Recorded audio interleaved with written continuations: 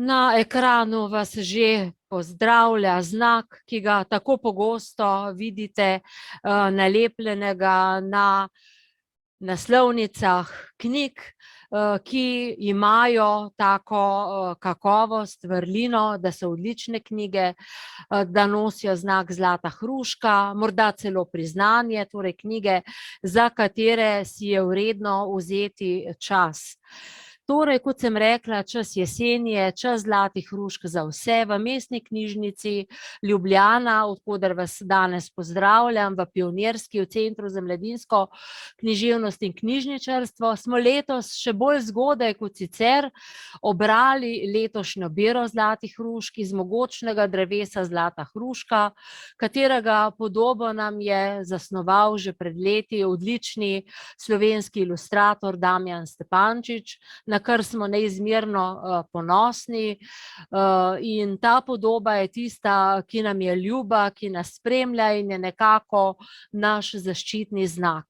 Če pogledamo, odprla bom link na naši domači spletni strani, na podstrani Pionirske, letošnja letina zlatih hrušk, boste videli, katerim 110 knjigam iz zbire 2021 je letos uspelo pridobiti znak kakovosti, pač po mnenju uredniškega odbora priročnika. Ko odpiram ekran, klikam po njem, si lahko ogledate na 7 straneh seznam zlatih hrušk lanske bere.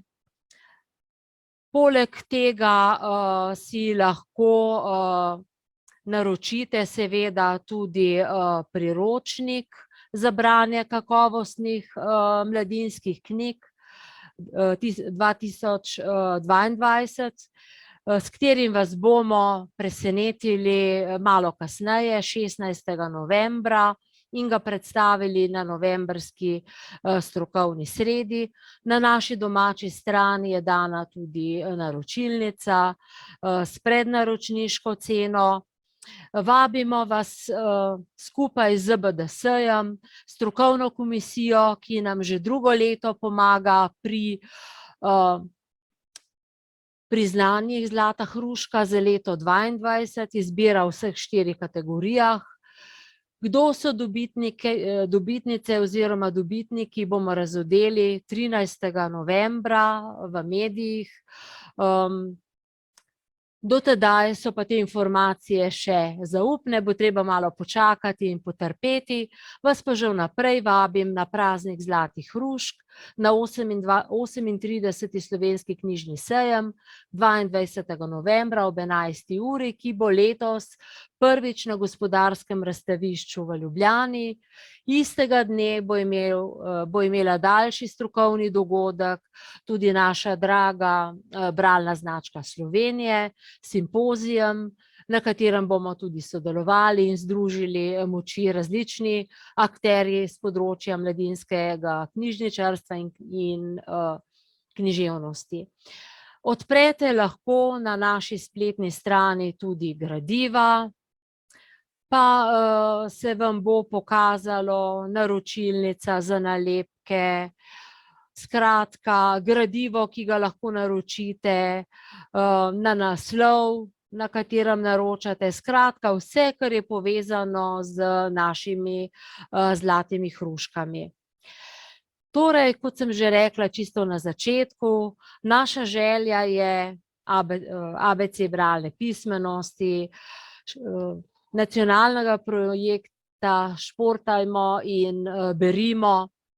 Vseh nas, ki sodelujemo pri tej aktivnosti, je, da so naši možgani razgibani, zdravi, da beremo, razmišljamo, da se razvijamo kot ljudje, da smo hkrati tudi fizično zdravi, kar je izjemno pomembno za vse nas, sploh pa za otroke in mlade, ki so v teh 2 letih posebnih razmer utrpeli seveda tudi določene posledice pomanjkanja gibanja in počasi želimo, da te posledice nekako tudi nadoknadimo. star izrek, ki je seveda še vedno aktualen tudi v današnjem času. Seveda smo v Mestni knjižnici Ljubljana, v Pionirski, seveda s sodelovanjem tudi drugih akterjev, tudi naše drage Mariborske knjižnice, pripravili izbor literature na temo športa in gibanja 22. Seznam vsako leto ažuriramo, tako da je vedno dopolnjen z najboljšim, kar obstaja. Kot vidite, je zelo bogat, obširen, namenjen strokovnim delavcem, tudi vam, drage kolegice in kolegi, knjižničarjem, strokovnim delavcem, tudi s področja športa, staršem, družinam, tudi mladim. Vidite, kako je zajeten, raznolik, 215 knjig je v celoti na njem. Zastopane so tako poučne knjige, kot tudi leposlovne knjige za odrasle, za otroke in mlade, biografije znanih športnikov, ki opogumljajo tudi za življenje. Posebno pozornost pa so namenjene tudi knjigam znakom kakovosti Zlata hruška, seveda ni jih toliko, kajti to vrednotenje je mlajše, kot so mnoge kakovostne knjige s to tematiko, pa vendar. 15 jih je trenutno, jaz sem jih danes za današnjo predstavitev pač izbrala 7. Zakaj? Ker je to pravljično število, ker me inspirira na pogumnega krojačka, bratov Grimm, ki je zmogel z enim udarcem opraviti z muhami, no, mi pa ne tako agresivno, svojo močjo svojih možganov, svojim navdušenjem in sposobnostjo za branje, z veseljem v različnih časovnih obdobjih preberemo 7 razgibanih zlatih hrušk, torej takšnih hrušk, ki tematizirajo tudi gibanje, tudi šport, ki jih seveda krasijo nalepke Zlata hruška in imajo res veljavo za dolgo časa. Na ekran sem nanizala svoj osebni izbor, katerih 7 zlatih razgibanih hrušk sem izbrala. Pot me je vodila seveda od slovenskih avtorjev do kakovostnih prevodov, torej od slikanic, zgodbic, pripovednih del, ki tematizirajo torej resničnost, do romana, ki ga je mogoče brati večnaslovniško, sicer pa prav vsaka od teh zlatih hrušk omogoča medgeneracijsko druženje ob njih, košček časa, ko nam je v knjigah lepo, ko smo povezane med seboj, ko gojimo odnose, ki so pozitivni, vredni in nam pomagajo funkcionirati in biti zdravi na obeh nivojih, tako mentalno kot tudi fizično. Pa bom začela kar s slikanicama, imam jih v izboru 2 slovenskima avtorjema, s Petrom Svetino, Kako je gospod Feliks tekmoval s kolesom, ki je izšla pri založbi Miš leta 2016 in jo je društvo Bralna značka Slovenija prepoznalo tudi kot tako knjigo, ki je lahko darilna knjiga za zlate bralce, zlate bralke in seveda jo je darovala v šolskem letu 2016-2017 generaciji slovenskih prvošolcev. Peter Svetina ne bi bil Peter Svetina, ki ga neskončno cenimo, če si ne bi v slikanici seveda dovolil prav posebne drže, nekako tudi v skladu s starim olimpijskim načelom, da je pomembno sodelovati in ne zmagati. Njegov, v navednicah, čudak Feliks je res en tak posebnež, čudežni kolesar, zelo netekmovalen, ki pa si vedno zmore ne zmagati za vsako ceno, čeprav bi lahko, je sposoben. Njemu je življenje preveč pomembno in sveto, da ne bi praznoval življenja, praznoval dneva, tistih drobnih užitkov, ki jih niti tekma ne prekine, niti boj za zmago, ki večino žene, kot vemo, do skrajnosti. Torej, tudi nekaka popotnica za nas, za naše otroke, za mlade, o tem, da je pomembno sodelovati, seveda pošteno, na fer, športni način, da pa so seveda tudi ti pristopi do sodelovanja zelo različni. Torej, knjiga, ki je navdušujoča, ki nam nudi veliko snovi za pogovore. Zanimivo je slediti tudi drugi plati, likovni plati zgodbe, ki jo zelo spretno pelje, pa ne s kolesom, naša odlična ilustratorka Ana Razpotnik Donati.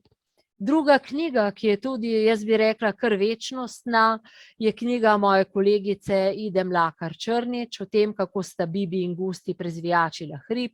Bibi in Gusti sta naša znanca, zelo skoraj prijatelja, bi lahko rekla. To je predzadnja knjiga o Bibiju in Gustiju in naša bralna značka ima zelo dobre senzorje, seveda za kakovost, tudi za to, kakšne knjige daje, in Idina knjiga je letošnja knjiga vsem slovenskim prvošolcem. Bibi in Gusti je tudi tokrat ilustrirala odlična ilustratorka Kristina Krhin, izdala založba Didakta iz Radovljice. No, tudi ta dva naša junaka nista neka zagrizena športnika, pač pa sta osebici, ki ima tudi gibanje ni tuje. Bibi je seveda tista, ki je taka gajstna, v navednicah bi rekla, zagrizena, slediti svojim ciljem, torej priti, osvojiti vrh hriba, si tam čestitati, morda kaj zapeti, zavriskati od sreče, od veselja, se poveseliti in se potem vrniti po navzdolžnicah, kot pravi kolegica Ida, nazaj v dolino. Toda Gusti ne bi bil Gusti, če ne bi bil filozof, če ne bi imel drugačnih pogledov na življenje, in seveda Bibi predlaga nek drug modus vivendi, ki ni zgolj osvojitev vrha tako na hitro, ampak lepo počasi, uživaško hoditi okoli in naokoli hriba, ga na ta način prezvijačiti. In kot pravi, je bil tudi ta način zelo v redu, navdihujoč tudi za našo Bibi, ki se je zmogla prepustiti temu drugačnemu načinu gibanja in življenja. In na ta način, s sprejemanjem tudi tega drugega koncepta, upoštevanja drugega, sta na nek drug način uresničila svoj cilj. Pri tem se je imela neskončno lepo, videla in doživela marsikaj, tako kot je naša kolegica Ida zapisala s svojimi poetičnimi in umetelnimi besedami.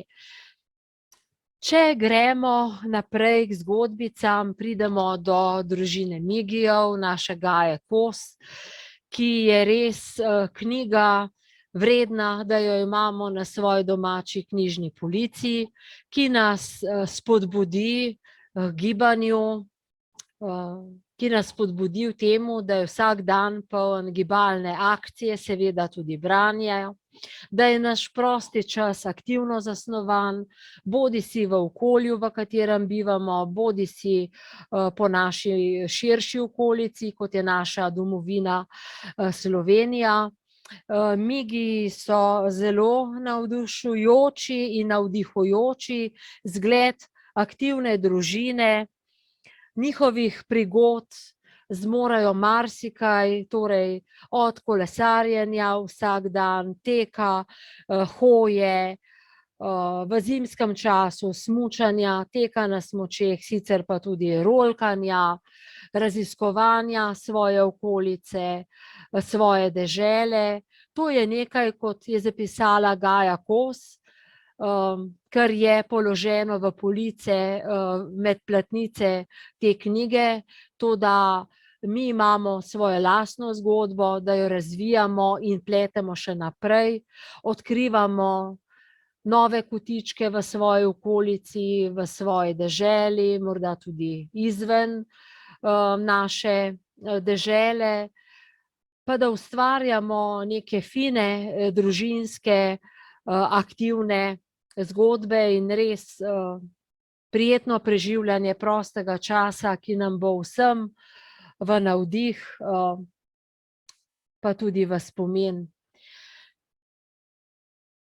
Prihajam na področje romana oziroma risoromana, ki pa ubesedujeta te isto tragično življenjsko zgodbo, ki vam bi jo rada predstavila, če je morda še ne poznate. Zgodba, ki se je odvila ne tako dolgo nazaj v Evropi, pa še prej v Somaliji. Zgodba somalijske tekačice, ki je leta 2008 nastopala na olimpijskih igrah v Pekingu. Zgodba talentirane mlade tekačice, ki je tekla svojim sanjam nasproti. Žal je bila njena domovina v vojnih razmerah. Za ženske islamske milice niso dovolile športnega udejstvovanja, tako da je naša Samija Jusuf Omar trenirala skrivaj. Želela si je priti v boljše razmere za šport, zato je zapustila svojo deželo. Želela je torej nastopiti na olimpijskih igrah v Pekingu najprej, nato pa leta 2012 v Londonu. Njen cilj je bil tudi seveda v prvi vrsti priti v Evropo, kjer bi dobila trenerja, ki bi jo zares pripravil na olimpijske igre v Londonu. Risoroman te isto zgodbo ubesedi na način stripa, torej dve različni pripovedi o isti usodi, o predanosti športu, za katerega je mlado dekle pripravljeno žrtvovati svoje življenje. Zdi se mi primerno, da vam predstavim, da vas navdušim tudi za branje s pomočjo posnetka na YouTubu, ki je bil pripravljen dekletu v spomin, ki je žal leta 2012 umrlo. Njen grob je postalo Mediteransko, Sredozemsko morje, kot je grob žal mnogih beguncev, ki želijo doseči svoje sanje, par milj pred Lampeduso. Pa bi vam želela predstaviti tudi posnetek, da jo vidite, da jo doživite, ki je nastal v njej v spomin.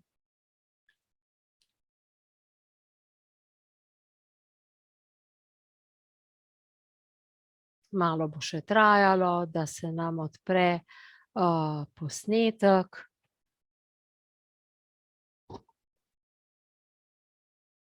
No, zdaj se nam odpira.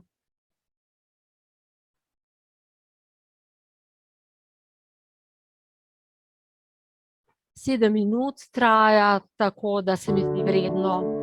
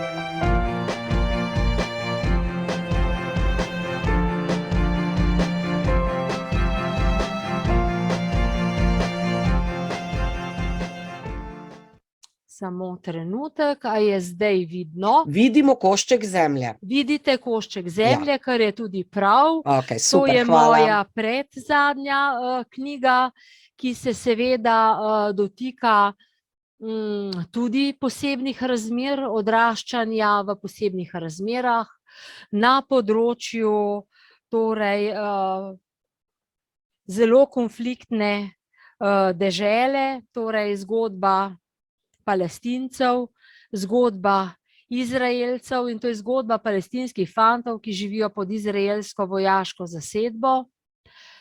Živijo v strahu pred napadi, pred seveda zaprtostjo, pred policijsko uro, pa vendar zmorejo si narediti, kultivirati nek košček zemlje, zimprovizirati nogometno igrišče kot prostor koščka miru, neke začasne svobode, časa za igro, za nogomet, ki jim vsaj za en hip pomaga pozabiti na vojno, na sovraštvo. To je morda zlasti tisti tudi roman, ki potrebuje morda še malo bolj tudi branje, poleg odraslih, pogovor o knjigi, razlago političnih razmer tega kosa sveta, zakaj je tako, zakaj še vedno tako. Pa vendar je ta knjiga za razliko od Samije svetla, optimistična, kot pravi eden od junakov, takole pravi, če citiram: "Se bomo že izvlekli," si je rekel in pomahal fantu na vrhu gradbenega odra, "preživeli bomo." Konec citata. In to dejansko knjiga tudi pušča, ta optimizem, da se bo vendarle zanje končalo dobro, da so povezani med sabo, da ščitijo drug drugega, da si pomagajo in seveda mladi so, upanje imajo tudi za boljši svet doma, če ne doma, pa tudi izven svojega koščka zemlje. Torej, gremo še k eni knjigi, ki se godi seveda na čisto drugem koncu sveta, ki je zelo svetla in optimistična.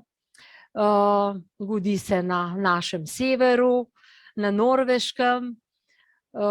Avtorica je Marija Parr, torej Golmanka in morje. S to knjigo se tudi poklonim zbirki Sinji galeb, ki v letošnjem letu praznuje 70. obletnico svojega obstoja, svoje živosti med nami, med našimi mladimi bralci, ki nas spremlja vendar in druži že toliko generacij, in upam in želim, da bo tudi v prihodnje tako. Tukaj pa bi izpostavila, čeprav je v knjigi res marsikaj, od te zelo tovariške skupnosti, vaške, do mladih, ki jih že poznamo iz drugih knjig Marije Parr, če omenjam Vafljeve srčke, pa Tonijo s Hudega brega, je prisoten optimizem in zlasti navdušujoča je seveda Lena, ki je en zelo samozavesten in pogumen dekliški lik in seveda katere močan del identitete je tudi šport. Ona je seveda nogometašinja, zlasti pa golmanka, seveda sodeluje v fantovskem klubu, taka kot je. Potem pa se seveda razmere doma, na domačem igrišču z menjavo trenerja malo zapletejo, ampak Lena je vztrajna, poišče rešitev pa drugje, da le lahko goji nogomet, torej svojo vlogo golmana, ki je tako pomemben kot življenje, tudi še naprej. Torej, rekla bi naslednje: to je res en košček žlahtnih, dragocenih knjig, ki jih je vredno prebrati, ki nas lahko družijo v pogovorih o prebranem, ki nam dajo veliko snovi za pogovor, za razmislek, ki pomagajo tudi mladim športnikom navsezadnje k identifikaciji, spodbujajo seveda tudi neke pozitivne vrednote športa, solidarnosti, tudi druženja, neke empatije. In hvala vsem vam, ki ste bili danes zdajle z mano, ker boste današnje knjige, saj kakšno tudi prebrali, morda prenesli v svoje bralno okolje, delali z njo, z mladimi.